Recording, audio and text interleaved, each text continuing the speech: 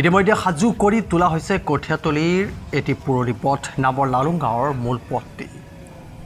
তিৱা সাহিত্য পৰিষদৰ অন্তৰ্গত ৩০ নং নামৰ লালুং সমষ্টিৰ অন্তৰ্গত নামৰ লালুং গাঁৱৰ এই মূল পথটি অহা বুধবাৰে অৰ্থাৎ ২৬ তাৰিখে আনুষ্ঠানিকভাৱে মুকলি কৰা হ'ব।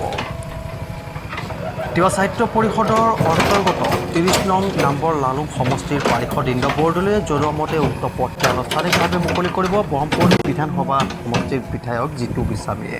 ৰাইজৰ যাতায়াতৰ সুবিধাৰ প্ৰতি লক্ষ্য ৰাখি সুন্দৰভাৱে নিৰ্মাণ কৰা হৈছে এই পথটি।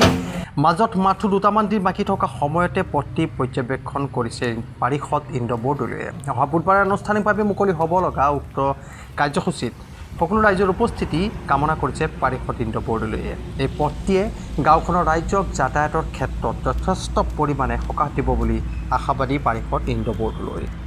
নমস্কাৰ, এইটো আপোনাৰ ৩০ নং নামৰ লালুং সমষ্টিৰ এটা যিহেতু ৰাস্তা আপোনাক অলপ আগত আপুনি দেখি আহিছে।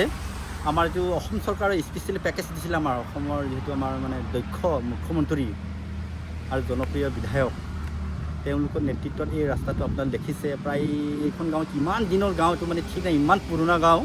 আজি আপোনালোকে চাব এই গাঁওখনৰ এই ৰাস্তাটো দেখিলে ন আপোনালোকে, এইয়া তাকে আপোনাৰ এইয়া মুকলি কৰিম আপোনাৰ এই ২৬ তাৰিখ বুধবাৰে আমাৰ মানে জনপ্ৰিয় বিধায়ক তেখেতক লগ কৰিছিলোঁ। তেখেতক লগ কৰি পেলাই আমাৰ ২৬ তাৰিখটো আমাক সময় দিছে।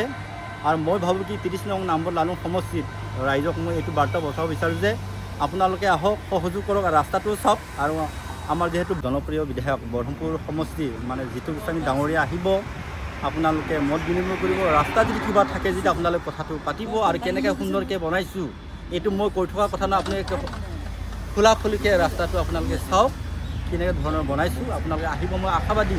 আপোনালোকে সহযোগ কৰোঁ, আমি একেলগে থাকোঁ, ৰাস্তাটো উপভোগ কৰোঁ আৰু আপোনালোকে সহায় কৰিব বিশ্বাস আছে। আহক, ধন্যবাদ।